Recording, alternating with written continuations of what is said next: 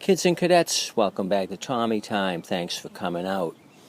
So my recent trip to Leeds, Alabama was not uneventful. We had cut through the southern part of Atlanta just to eliminate the 12 lanes of traffic that you'll find day and night in downtown Atlanta. We had cut through south of downtown. We had passed through a city called Newnan, Georgia. Noticed that the engine was making a noise. We stopped in downtown Newnan in front of the courthouse. I popped the hood with the engine running and could see the alternator pulley vibrating side to side, and it was squealing, so I knew my alternator was shot. Luckily, I was with my son.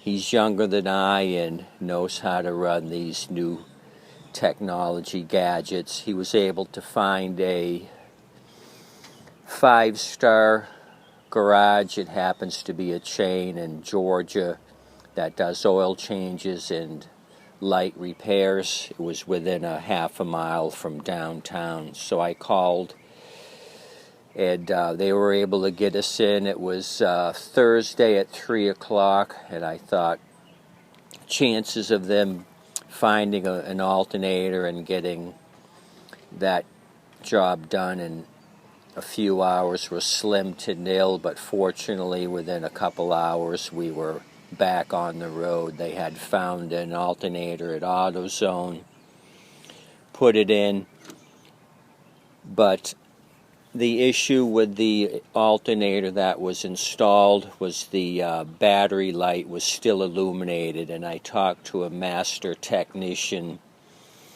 friend of mine, and he said you should switch it out. There's probably something wrong with the voltage regulator.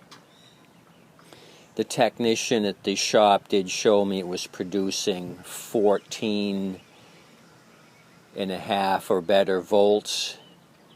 But the other issue would be is I'd be riding around with this battery light illuminated all the time. I wouldn't know if my alternator was producing or not.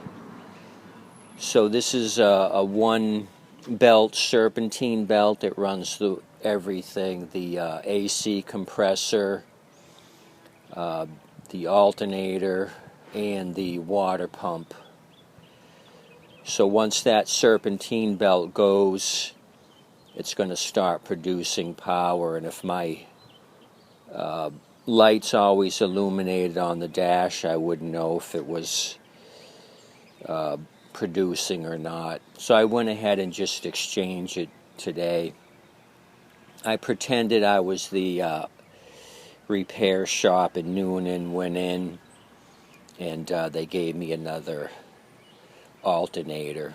So it's 5 days later, made it back okay, and I got some time today, so I wanted to switch out the alternator. Wasn't that hard of a job. I had to remove a few things. This crossbar member made it easy to fish out. I moved the power steering pump to the side to give me some room. And there's a big enough hole in there where I snuck it past the radiator. But that's where it's going eventually.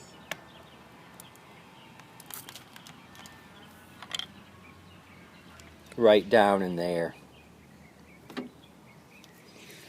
So anyway, as they say, shit happens. I knew the car had a lot of miles. I'm just at 198,000 miles, so anything can go wrong.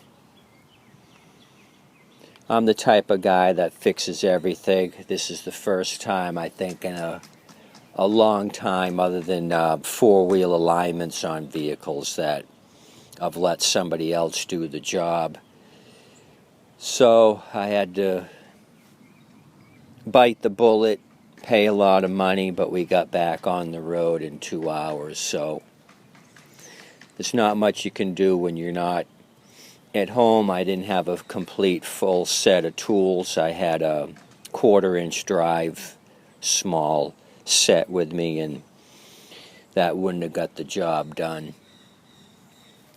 And I didn't have access to auto parts stores, would have to drive around hopefully finding one that had an alternator in stock. So best alternative, let a shop deal with it. They can call around, find out who has one, etc., etc. So I'm going to go put this in right now. Hopefully the battery light does not illuminate, or I'll be kind of bummed out. Just from my experience with this Auotzone starters and alternators, they're not the best. They're just Chinese rebuilds, but they're guaranteed for life. Anyway, that's where we're at. I'm going to get busy. You guys have a good day today. Thanks for coming out. I know it's not a mower, but it is a Honda.